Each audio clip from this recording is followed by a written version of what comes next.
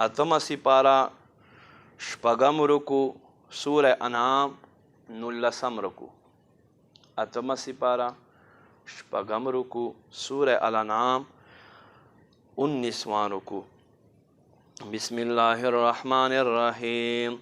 قل اے محبوبہ تو ورته فرمایا تعالی وراشي اتلو چې زه تلاوت کوم هغه څه حرم ربکم چې حرام کړي رب دستاسو علیکم پتاسو باندې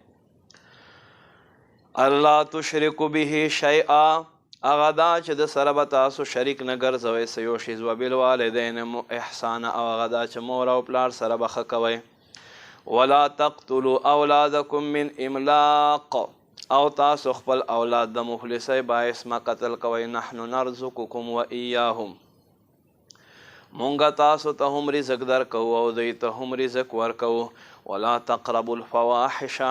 بے حیائی خواته مزئ ما ظهر منها هغه چې ښکاره وي و ما بطن هغه چې پټه ولا تقتلوا النفس التي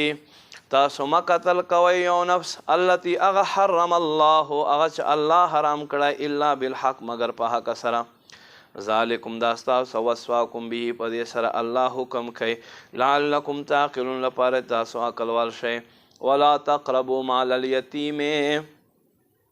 یتیم مال تما ورځئ الا بالتي هي احسن مگر په ښې طریقې سره حتی یبلغ اشوده تر دې چې دی پوره ځوانۍ ته ورسي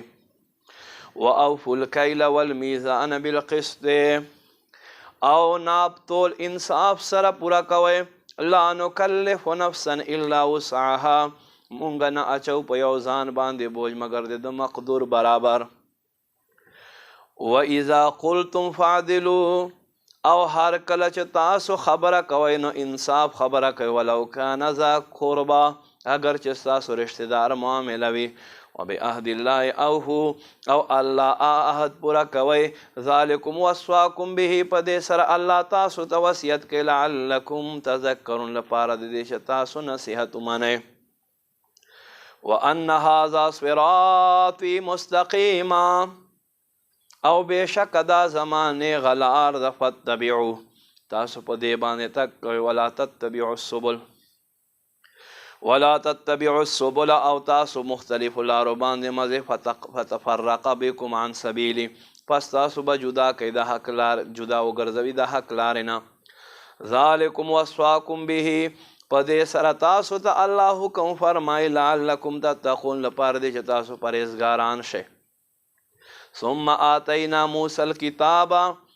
بیا مونږ راته وکړو موسی خواته په کتاب سره تماما علی الذین احسنوا وتفصیلا لپاره دا احسان پورا کول هغو خلکو باندې چې نیکو کار دی و تفصیلا لکل شیء او تفصیل هر یو شی لره وهدی ورحمه او هدایت او رحمت لعلهم بلقاء ربهم یؤمنون لپاره د دې چې دا خلق د خپل رب په ملاو کې دو باندې ایمان راوړي.